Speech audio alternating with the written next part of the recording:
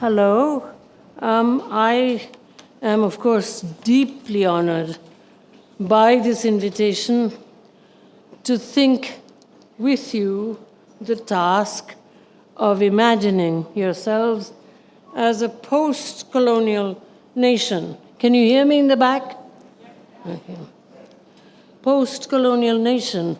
The task I was given is to imagine Ukraine post-colonially. Now, I am only an academic. I'm not going to be as moving as the other speakers have been. I was born in a colonial country. And for us, for people like me, for people like Frantz Fanon, the word post-colonial has been ironic and negative. In my own country, I have seen independence spoiling the day after we gained it. And today I'm going back. I've lived in the United States for 63 years, but because I wanted to be politically active in India, and I left India not because I wanted to go to the United States, I have not taken citizenship. So I have a 63-year-old green card, and I'm going to vote on the 1st of June. And India is supposed to be the world's largest democracy, for whatever that phrase is worth. I'm going to vote on the 1st of June in an election which has 929 million voters. So please and I love my American students. On the other hand, there's no denying that the United States culture today is one of fear and control. So please take my words in that spirit. I am grateful to Olya Lipinska for guiding me through the details of this trip. I am grateful to Vadim Miroshnichenko for providing scholarly material on call. And as always, to my friend and co-conspirator, Surya Parekh. As I said, I'm not a politician, but rather a paid teacher of the humanities. I hope my comments will be a supplement to the discourse that we have just enjoyed. All of the presentations have been very moving. To supplement is to deny a thing's totality. We who have given our lives to teaching through the unverifiable literature suggest with confident humility that politics are just as unverifiable as certified fiction made by human beings, so that the idea of speaking the truth is very important but incomplete. How much of this truth can we speak? The basic human affects are greed, fear, and violence. In the best-case scenario, they are sublimated into external collective success and power. Motivated fiction as opposed to the apparently unmotivated fiction that is called literature. Politics as fiction with a certain degree of motivation. Politics as theater. The script most often mentioned in your case is David and Goliath. From that perspective, it is altogether valuable that your extraordinary president played that role as play before he was elected to play it for real. Our Gandhi took off his suit and put on his loincloth to play the prince and the pauper with the British, who were easy to embarrass, as he knew. Slide 1, please. And the next. Slide 2. Yes, there you are. This is the theater that Gandhi presented so that we could gain an independence that was becoming necessary because territorial imperialisms were inconvenient. And the rest is history. From this global theater, let me withdraw to the utter privacy of my personal history. That history includes some sense of Jewish subalternity in Kiev. The paternal side of the Spivaks, my married name is Spivak, the paternal side of the Spivaks were from the rural area north of Kiev. They bought the Czech name Spivak to avoid pogroms.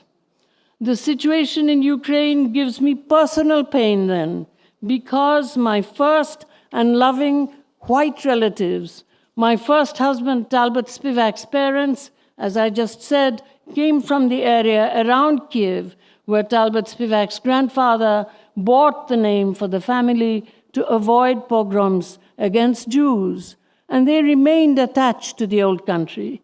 My mother-in-law cooked a mean Bosch, which I have never tasted anywhere else. In the many wonderful conversations that I have so far had, you have mentioned my essay, Can the Subaltern Speak? I will therefore keep myself close to that essay.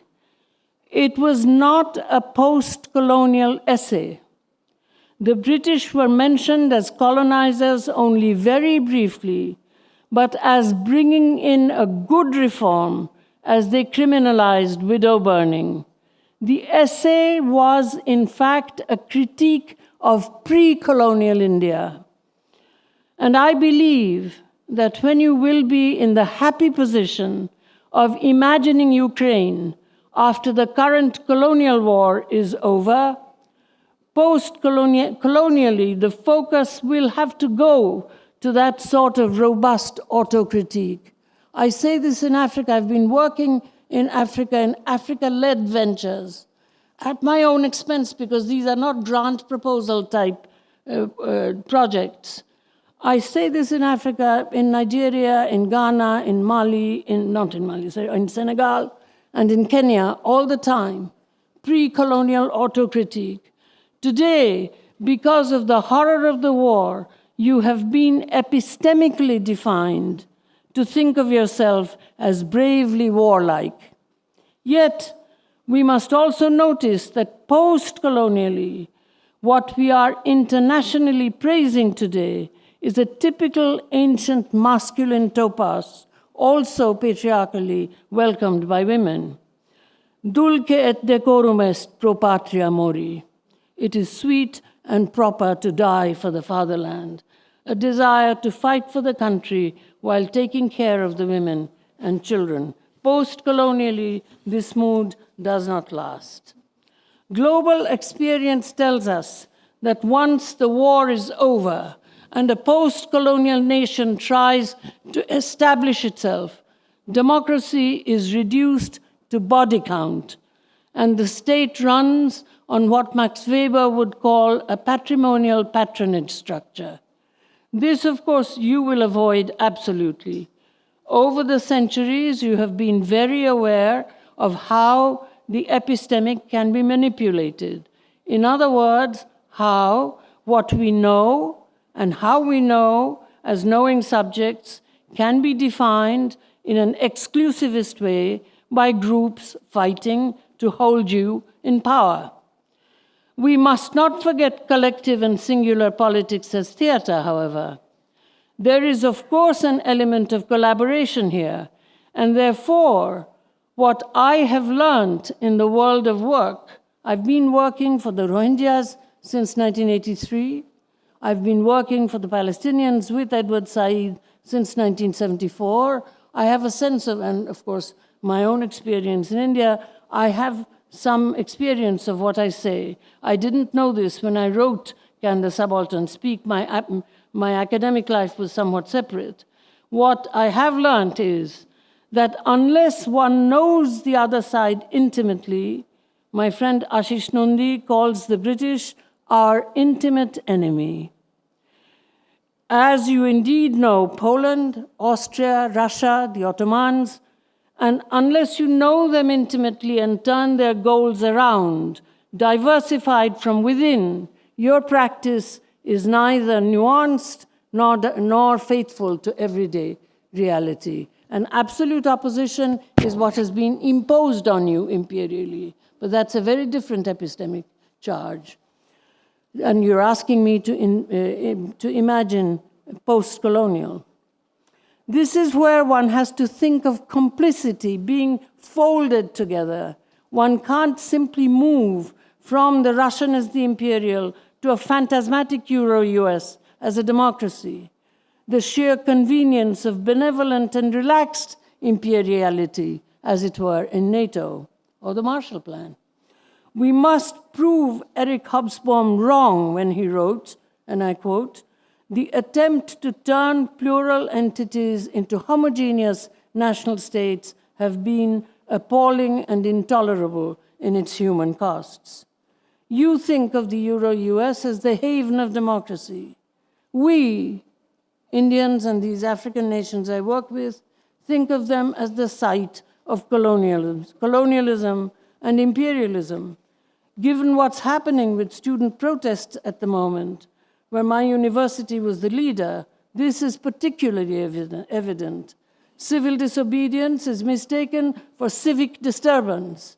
The university is real estate. Where are the intellectuals? And continentally, let us not forget the horrors of migrant politics in the Euro-US today, however kind they are to you. As for domestic justice, Teresa Girardelli tells us of, and I quote, the betrayal of the social contract in the United States. Charles Tilly has written, and I quote him, "Various Mongol empires occupied the widest contiguous territorial range of any political organization ever to exist for some 500 years.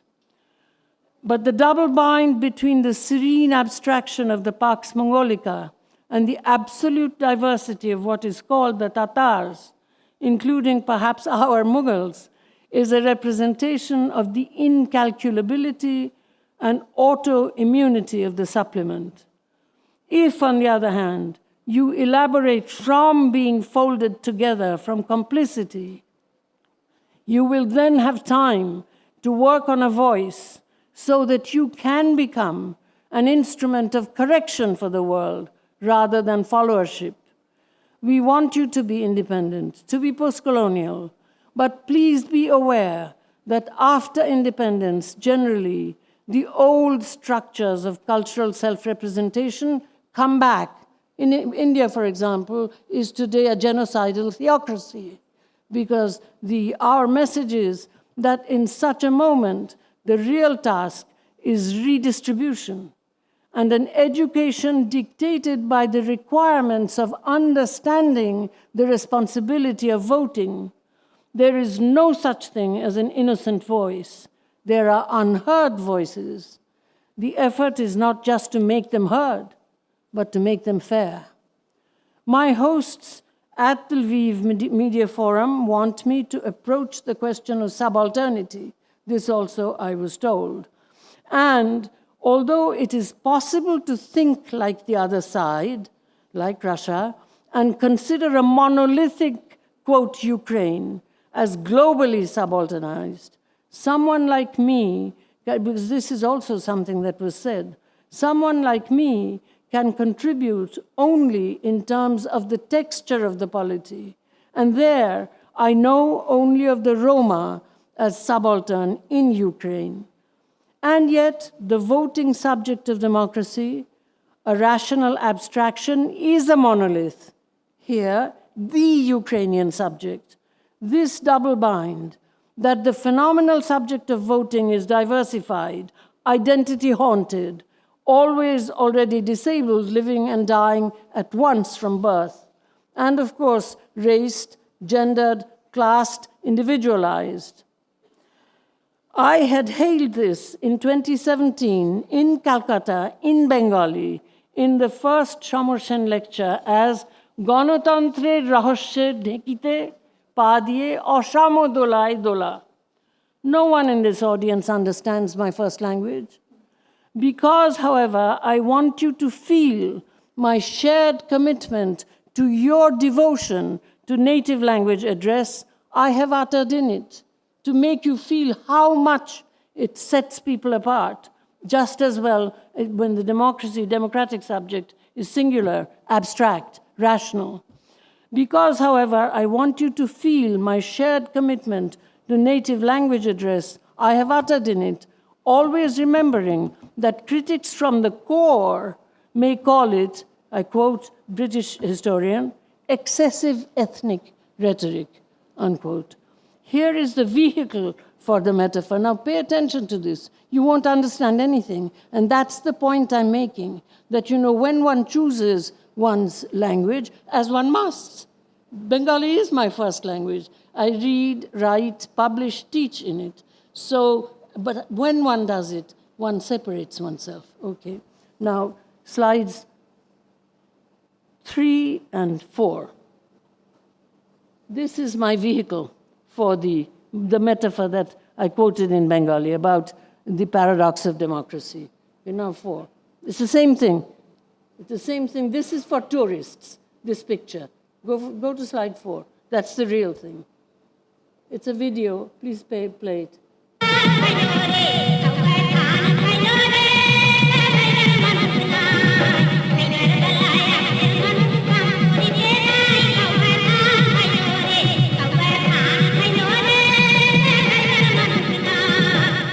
Okay, they're husking rice, right?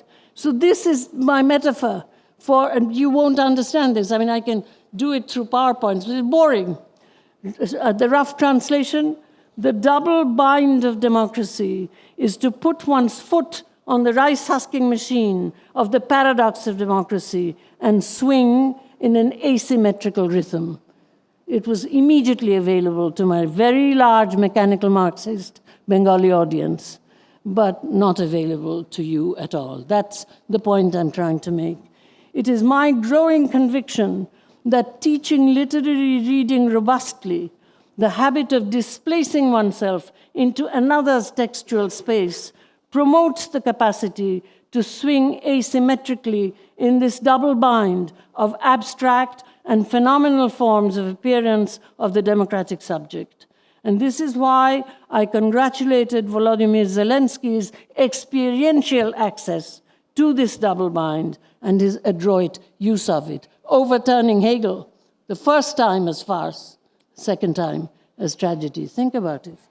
I work on W.E.B. Du Bois, and I asked the question, thinking of Du Bois's argument that the enslaved African brought subalternity into crisis by joining the Union Army in the American Civil War.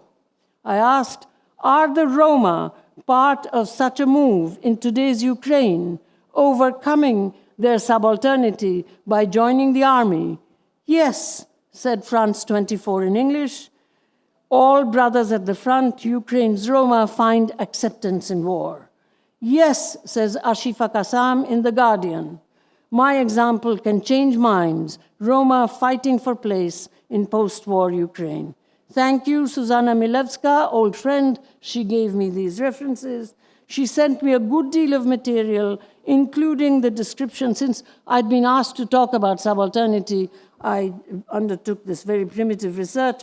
She sent me a good deal of material, including the description of an event, Roma in Ukraine, Fighters for Democracy, Human Rights and Justice at the Pilecki Institute in Berlin, which contained the exhibition Me Ukrainetar.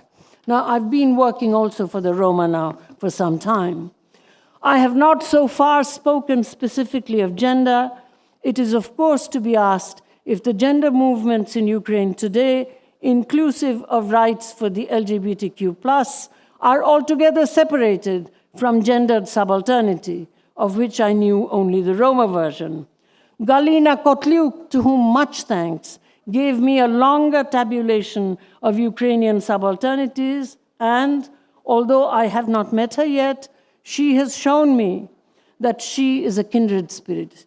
I have said for the last 40 years that in order to be critical of oppressed groups, we must earn the right by attempting to work within the critical positions developed within the group. And Kotliuk has given me, among the Romani, the name of Zemfira Kondor, active in advocacy of Roma communities' rights till 2022. changing a focus of her activity to humanitarian support and evacuation of people from the occupied or frontline territories. Among the Crimean Tatars, she has spoken of the activists who have been incarcerated because of their claim to Ukrainianity, of the women who go to bed wearing hijabs because they're afraid of Russian federal security servicemen coming to their homes at night. And she has mentioned Luftia Zudieva, who, in her work as a journalist, covers court proceedings and mass searches in homes of the activists.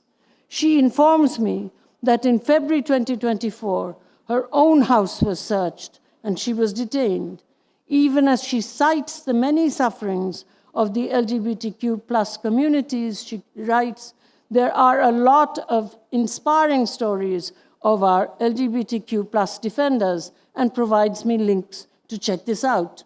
Future work.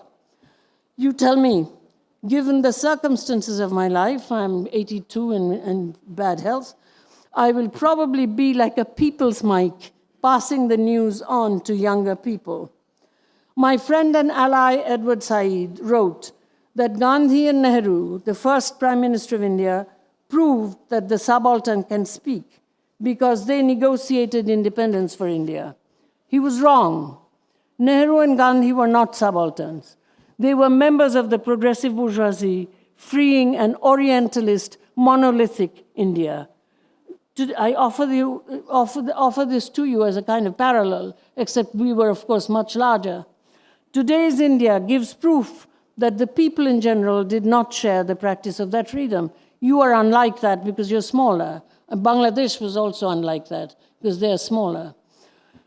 When you're post-colonial, one of your tasks is for you to make the so-called development lobby, IMF, World Bank, International Civil Society, LMF, after all, is an NGO, to make the so-called, quote, development lobby consider the world's wealth of languages to be an advantage rather than an inconvenience. They keep saying that they want to work with the communities, but they have no requirement which asks even the good-hearted development workers to actually learn these unsystematized languages spoken by those who are developed.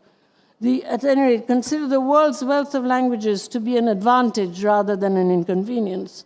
Given the very strong focus on language in many of your epistemic class mobile efforts over the centuries at the development of identity, you will be able to help us here. You're somewhat unique. I have already spoken of the doubly bound relationship of linguistic identity and the rationally abstract democratic subject. I have been working for Indian subalterns for 40 years, the so-called untouchables and tribals. You've asked me about giving, quote, voice. This was also a request. Giving voice in your initial correspondence with me. The voice of today's subaltern in the so-called world's largest democracy is the vote. In French, of course, is the same word. The voice of today's subaltern is the vote. Here are slides put together by my subaltern co-workers, some of whom have never seen a train. This is India, and they're not dumb, okay? My subaltern co-workers, without guidance from me, I just simply told them that in the Western world, in New York as well as here, they want me to speak some on democracy. You do what you think they should see. I did not do a damn thing. My supervisor, who has worked with me for 20 years, also an untouchable, and only 7 years of schooling, he has a cheap smartphone, so that's what they used. Okay. Here are slides put together by my subaltern co-workers without guidance from me, directed towards my Western companions who ask me to speak of democracy. The voice of the questioner on the first slide belongs to one of my subaltern teachers. Okay, now the rest, one by one. The rest of the slides, one by one. Yes, this is the first one. It's a video, play it. তোমার নাম কি? সুমতি। তুমি vote দাও? হ্যাঁ। See, she did it herself. They decided that what you should see is one of these subaltern voters. So she asked, do you vote? Yes. Okay, the next one. This is अच्छा दादा अपना नाम हमारा नाम है बाबलू माटी अच्छा दादा আপনি তো ভোট দেন আচ্ছা ভোট দিলে কি হয় ভোটের মানে কি একটু বলতে পারবেন বলতে পারছি না ভোট সবাই দেয় আমি দিই কিন্তু মানেটা কিছু জানি না বুঝতে পারি না তার মানে ভোট মানে কি আপনি জানেন না আচ্ছা সবাই দেয় তাই দিতে যায় চলে আসি ভোট দিয়ে I don't know this guy. I'm going there on the 23rd, right? I'm going to sit down and talk to him. But they made this. Okay, the next one. Is there another? Yes. Oh, the next one is very interesting. They sent it on their own to show the Western audience what the place is like in the rainy season. This is where the schools are. And in one of those blue huts, I have slept. Okay, so it's a video.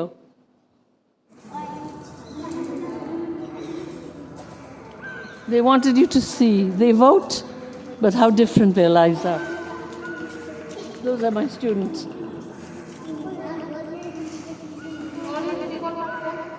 Because I won't do top-down philanthropy.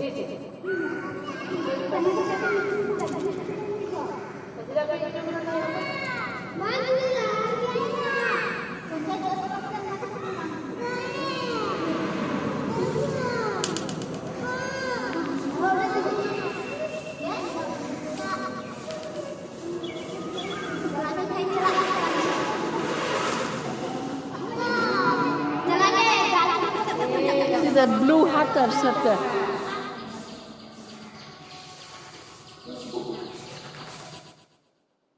There we go.